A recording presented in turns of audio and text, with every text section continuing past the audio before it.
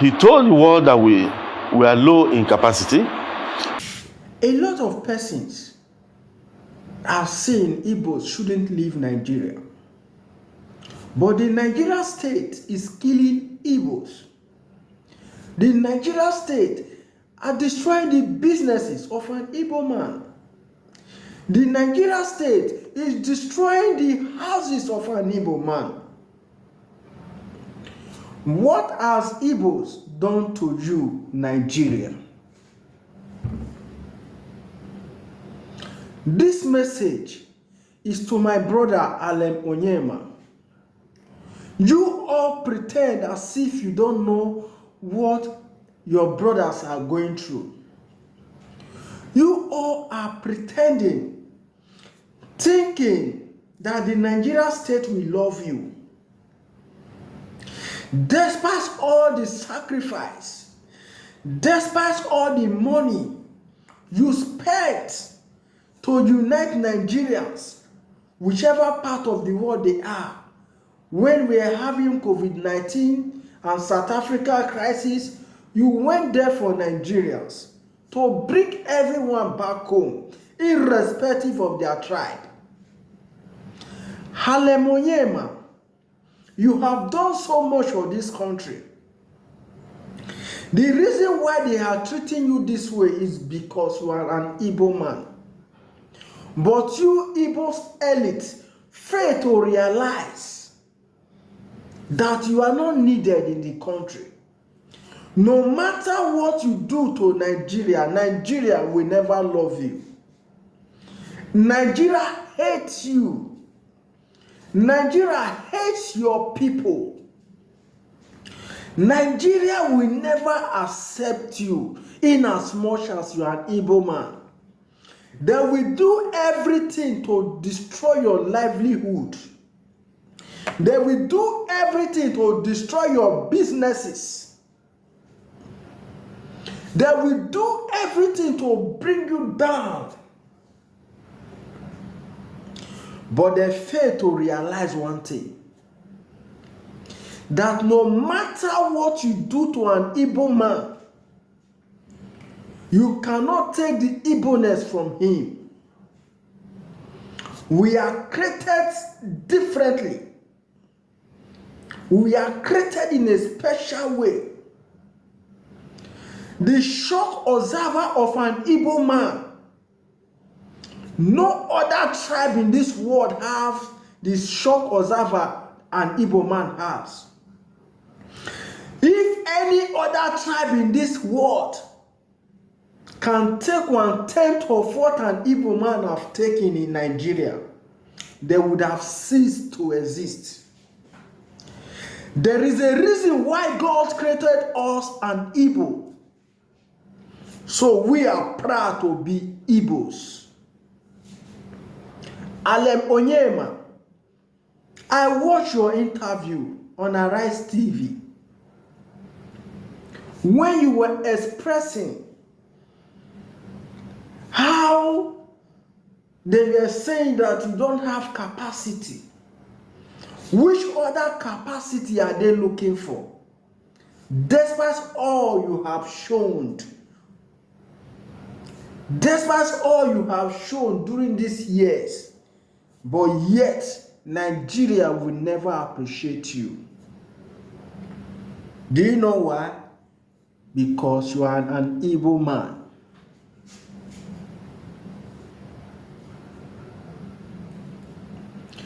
Despite the amount of wealth Dangote has, it never came out for Nigerians anywhere. It never. Instead, it tripled the price of cement here in Nigeria, but go other African countries. You will buy the cement cheaper in other parts of African countries where Dangote has companies. But because you are an Igbo man, they will keep hating you. Please, guys, join me and watch this video and tell me what you think. Is this fair for what Onyema is going through. Is this fair? We don't want to talk, we don't want to talk. This country keeps getting destroyed every day. We want to be the voice of the people. Let the people know. You know, Rufai, the truth is, I'm a student of nonviolence education. So sometimes there are things we manage in order not to hit up the politics somehow.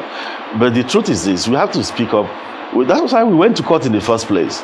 Now, he said we don't have capacity. All those falsehoods were meant to demean the local operators, the indigenous Nigerian airlines, in favor of this charade they've put up with Ethiopia. That's all. To be allowed, even at the fake meetings. How many times, even the former president, Muhammad Buhari, shut down this national air project at a time. One man is just hoodwinking the country into believing that this is needed. All they need to do is to set up a strong flight carrier. If you if you provide the enabling environment for people to operate, more people will invest in the system. Now about capacity. He told the world that we are low in capacity.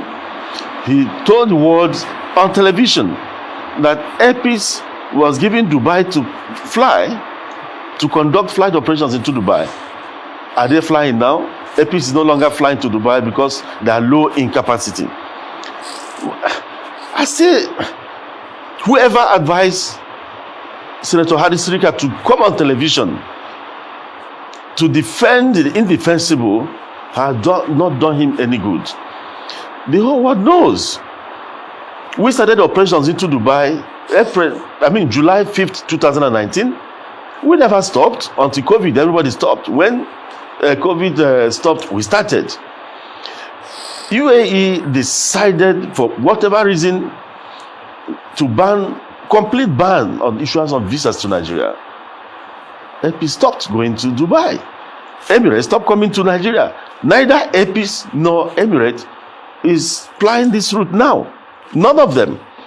So why should the Minister of Government barefacedly come on television that have this kind of outreach to the world to spoof falsehood because you want to paint the indigenous operators black and blue? Now, he said AirPeace doesn't have capacity. The same AirPeace, when the entire world shut down during the lockdown in 2020 because of COVID-19, AirPeace went to China on 3 occasions, bringing back Nigerians. That is a 14-15 hours non-stop flight, deploying our 777s to go there to bring Nigerians back to their homeland proudly 3 times. Yet AirPeace doesn't have capacity.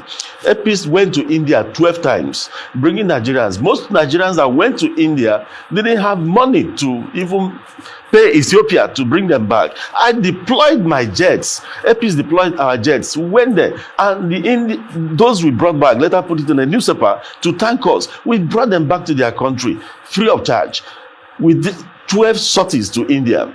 Yet AirPeace doesn't have capacity. AirPeace went to Thailand, brought Nigerians back. AirPeace doesn't have capacity. AirPeace went to Malaysia, brought Nigerians back. AirPeace doesn't have capacity. AirPeace went to Indonesia, brought Nigerians back. They don't have capacity. In Malaysia, Indonesia, Nigerians went to the embassy, almost attacked everybody because they were stranded.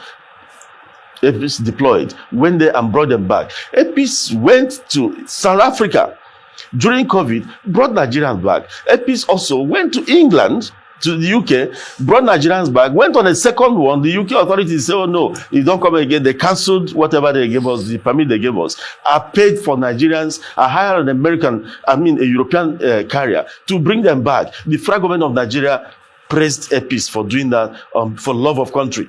We did others. We don't have capacity. During xenophobic attacks, Nigerians were being killed. Nigerian shops were being raided. Nigerians were being dehumanized in South Africa. I felt bad. He had told some people that it was a public stunt. Which kind of public stunt? This is how I've been.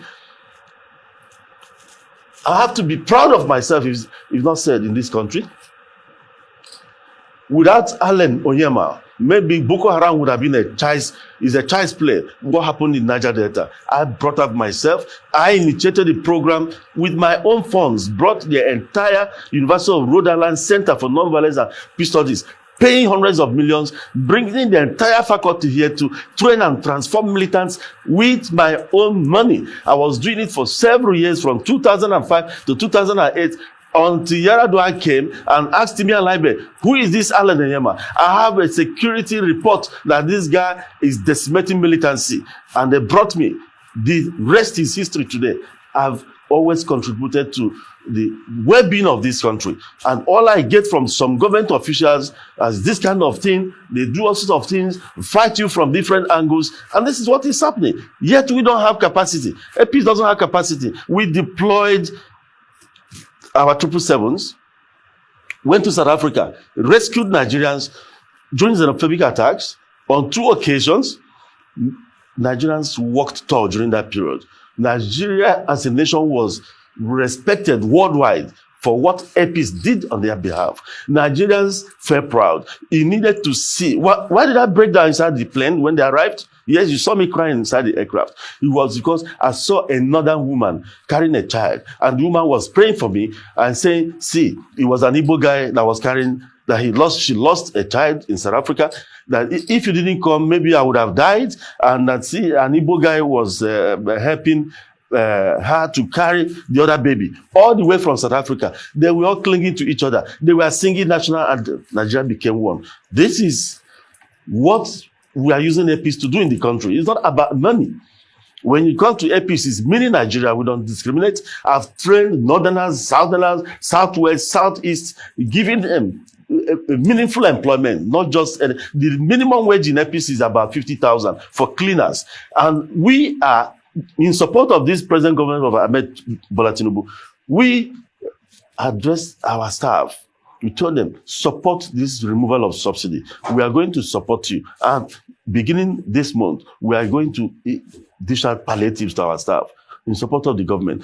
This is what we've been doing. And the Minister of Government came out there and said, we don't have capacity. And we did all this. And recently, we deployed to Sudan. We deployed to Sudan to bring back Nigerians free of charge. Yet we don't have capacity. Where was Ethiopia? Did Ethiopia do that? I'm going to come to Ethiopia. Ethiopia wanted what they are doing now with the national carrier. They wanted to do it with me. For love of country, I turned it down. April 10, 2019, in a letter. They came to me. They wanted AirPeace to collaborate with them. They took us to Addis Ababa. We signed MOU. And they said in the MOU, we need to push out Gulf carriers. I said, no problem. Mind you, I'm very proud of what Ethiopia has achieved as an airline. They're the pride of Africa. I like what they've achieved, no doubt. So we tried to collaborate. Then when we got to the nitty-gritty of the meeting, what they wanted was to come into this place, do local flying, then use AirPeace consign to fly the whole world, about 150 basa, while paying me royalties, paying AirPeace royalties. I said, where does I would have been getting millions of dollars. And one of them joked, Alan, you don't need to be buying planes again, nothing. I said, where does this leave my country? In the letter I wrote to them, I said, where does this leave my nation, Nigeria? You will destroy the jobs in Nigeria. You will kill the other airlines. No, sir, please. You will kill the other airlines in Nigeria. And AirPeace will be growing. Airline and AirPeace will be swimming in millions of dollars. So we rejected it in a letter. It's documented and it's in court today. So for people saying that we are afraid of competition, if I was afraid of competition, I had them on a platter of gold. I would have taken it, that offer, and I'll sit down. Okay. Mr. Onyema, we have just about 3 minutes to go, unfortunately. But there are 2 issues I would like you to respond to. The first is the status of the matter in court. Justice Olotu granted an ex parte application. AON took there. Justice Alagoa granted an injunction. But I've seen an opinion in which Alexis Zion, is saying, look, that matter had already been challenged in court, and therefore, Nigeria Air, the unveiling that was done on May 29, could go ahead. What's the status of that matter in court? You are a lawyer.